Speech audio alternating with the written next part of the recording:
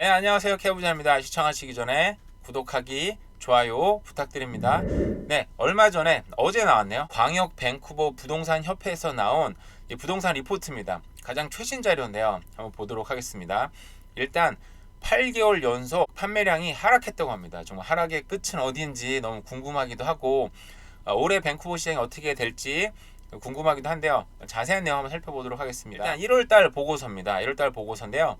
디태치드 하우스는 우리가 흔히 아는 싱글 하우스, 타운홈, 아파트먼트 이렇게 세 가지 나눴어요. 사실 콘도인데요. 이거는 보면은 여전히 디태치드 하우스는 평균 가격이 1.8 밀리언, 18억, 우리 편하게 18억으로 얘기할게요. 18억 정도 되고 있고, 타운홈은 0.2 밀리언인데 그러니까 거의 10억인 거예요. 타운하우스 역시 광역 밴쿠버는 여전히 가격도 굉장히 비싸구나 라는 생각이 들었어요. 그리고 콘도 가격 같은 경우도 콘도가 정말 이 스튜디오 룸부터 되게 다양하잖아요. 근데 하우스는 스튜디오 룸 하우스는 없잖아요. 그죠? 최소한 방 두 개는 있어야 되는 건데 아파트먼트 콘도는 진짜 스튜디오부터 뭐 방 3개까지 막 다양하게 있는데도 가격대가 72만 불. 굉장히 다양하게 있는 거죠. 그죠? 근데도 가격이 72만 불인데 이 콘도 가격도 만만치 않는 지역, 여전히 그런 지역이다 라는 생각이 좀 들었습니다. 자, 매물도 보면요. 하우스가 요즘에 안 팔린다 그러는데 에버리지 마켓에 있는 시간이 51일. 굉장히 짧습니다. 생각보다. 한 달 반 정도 있으면 팔리는 거예요. 하우스 가격도. 타운홈도 42일. 우리 아파트먼트가 42일이 걸려서 생각보다 많이 있네라는 생각이 들 정도로 그 타운홈이나 일반 하우스도 불과 한 달 조금 넘는 시간이면 팔린다.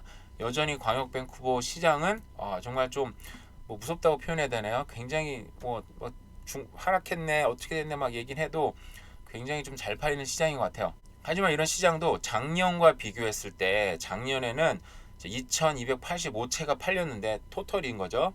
근데 그러니까 올해 같은 경우는 1,022채.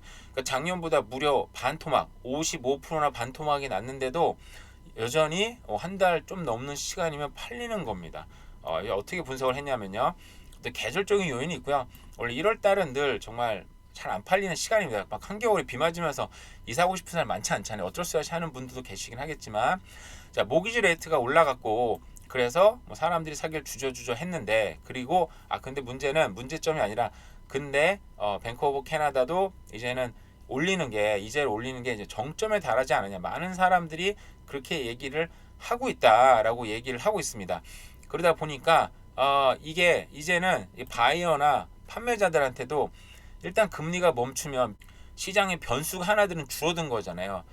이게 아무래도 시장에 정말 어떤 썰튼티를 제공할 것 같다, 확신을 제공할 수 있다니까. 이게 더 살지 안 살지, 올라갈지 내려갈지 게 아니고 어쨌든 바이어나 셀러들한테 그런 확신을 제공할 수 있는 때는 됐다라고 얘기를 했습니다. 디태치드 하우스는 이게 이제 세일 투 액티브 리스트인데요. 싱글홈은 10.2, 그리고 타운홈, 콘도미니엄은 13.4, 16.7%인데 이게 대략적으로 얘기할 때 이게 12% 이하로 떨어지면, 얘네들이 만드는 이 어떤 통계 자료인 거예요. 12%로 떨어지면 가격이 좀 하락할 수 있는 요인이 있다라고 얘기를 하는데, 싱글 하우스는 드디어 하락할 수 있는 그 존에 도달을 했고요. 타운홈도 좀 떨어지다가 여전히 아직은 아니고, 콘도미니엄은 16.7%, 이게 20 이상의 시수가 되면, 그러니까 저게 20% 이상이 되면 가격의 상승 요인이 된다고 합니다. 그러니까 아무래도 1월 달은 가격이 어느 정도 보합 상태인 거고, 사실은 어제 그 전에도 발표한 리포트 보면은 2023년은 작년이랑 크게 다르지 않을 것 같다. 그냥 어떻게 보면 되게 지지부진하고 보합 상태의 시장이 계속 될 것 같다라고 이미 발표를 했는데, 제가 그 뉴스는 전하지는 않았죠. 우리 비슷한 뉴스 많이 봐왔으니까요. 어쨌든 여전히 지지부진한 시장이지만 하우스 가격은 이 금리가 너무 높고 비싸죠. 상대적으로 절대 가격이 비싸다 보니까 조금 하락 요인은 발생을 했다. 근데 뭐 어느 정도 하락할지 그런 자세한 내용은 없습니다. 너무 자세하게 살펴보면 조금 좀 뭐라 표현해야 되죠? 좀 피곤하니까 그냥 대략적인 것만 우리가 시장의 흐름을 파악하는 정도로 파악하도록 하겠습니다. 저도 이런 그래프 보면 처음에는 잘 눈에 안 들어왔는데 이제 보다 보니까 눈이 확 들어오기 시작하더라고요.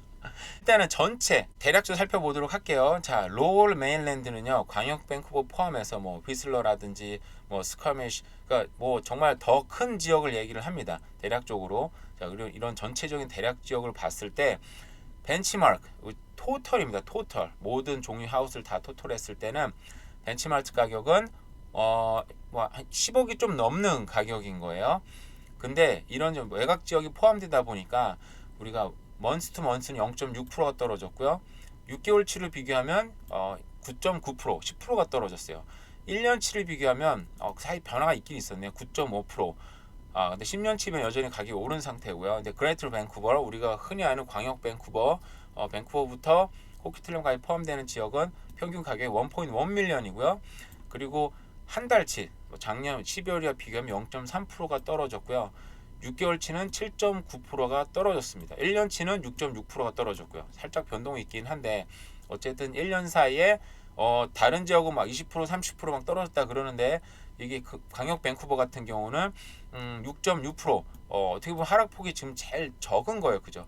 다른 지역은 많이 올랐고 많이 떨어지는데 어떻게 보면 팬데믹 때 좀 조금은 딴 지역보다는 덜 올랐지만 여전히 가격 방어는 잘 하고 있다고 봐야 되는 거죠. 다른 지역 20, 30%일 때 결과 6.6%면은 아마 저 지역을 살려고 대기하시는 분들은 느낌이 왜 여기 하나도 안 떨어졌지? 아마 이런 느낌까지 받을 수 있을 정도인 것 같아요.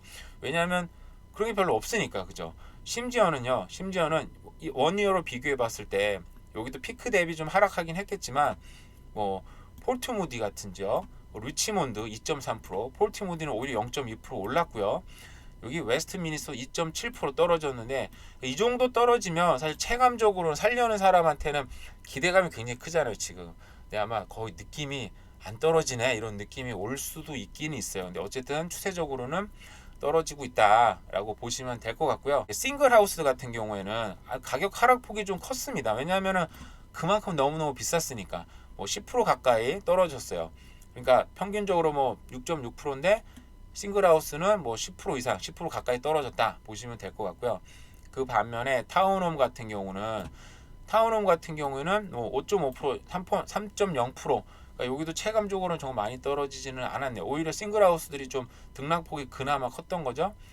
그 반면에 아파트 콘도 같은 경우에는 뭐 보시다시피 2.0% 1.1% 그러니까 하락폭이 지금 거의 없다고 보시면 되고 결국 평균 가격에 크게 영향을 준 건 싱글 하우스들이 워낙 비싸다 보니까 걔네들이 조금 오르고 조금 떨어진 게 전체 평균을 막 흔든 거예요. 그러니까 이뭐 그 광역 밴쿠버 같은 경우는 타운홈이나 아파트먼트나 가격 변동이 크지 않았다. 그냥 작년 가격 그대로 거의 유지하고 물론 피크 대비는 좀 떨어졌겠지만 통계적으로 비교하면 크게 큰 변화가 없다. 어떻게 보면 가격이 좀 많이 떨어지길 기다리시는 분들한테는 좀 실망스러운 뉴스가 될 수 있겠습니다. 근데 거기 외에는 또 사시면 되니까요. 자 5년 그레이터 밴쿠버 5-year 트렌드 보겠습니다. 자 보시면 이 검정색은 레지던셜인데 레지던셜은 여전히 전체 트렌드는 좀 떨어지고 있어요. 근데 아까도 얘기했듯이 우리 파란 선이 싱글홈인데요.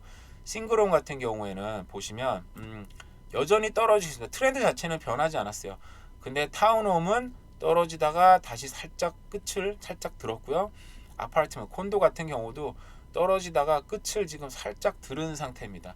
그러니까 결국은 이 통계적으로 봤을 때 하우스 가격이 지금 전체 통계를 지금 흔들다 보니까 떨어진 걸로 보이는데 사실은 타운홈 아파트먼트는 꼭 그렇지는 않다.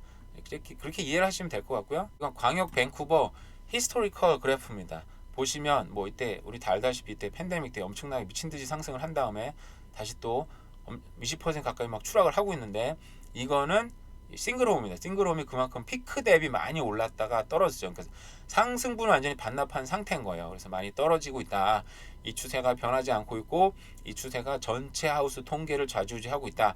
근데 반면에 타운홈은 떨어졌다가 이미 지금 살짝 반등하는 모습 자체가 지금 많이 보이고 있다. 그죠? 타운홈을 노리시는 분들한테는 어떻게 보면 좀 서둘러야 될 수도 있을 것 같아요. 반면에 콘도는 떨어지고 살짝 반등 한번 하다가 살짝 떨어졌는데 그나마 어떻게 보면은 지금 많은 이민자들이 오고 있고 다 알다시피 그죠? 45만 명, 50만 명, 또 50만 명을 하고 있고 인구 자체는 늘고 있어요. 그죠? 그리고 금리가 지금 멈춘 상태다 보니까 집을 살려는 사람들이 어떻게 보면은 가장 쉽게 공략할 수 있는 부분이 콘도니까 콘도 시장부터 어떻게 보면 움직일 수도 있겠다라는 게 그냥 대략적인 생각이고 저도 이런 비슷한 얘기하는 전문가도 좀 봤습니다.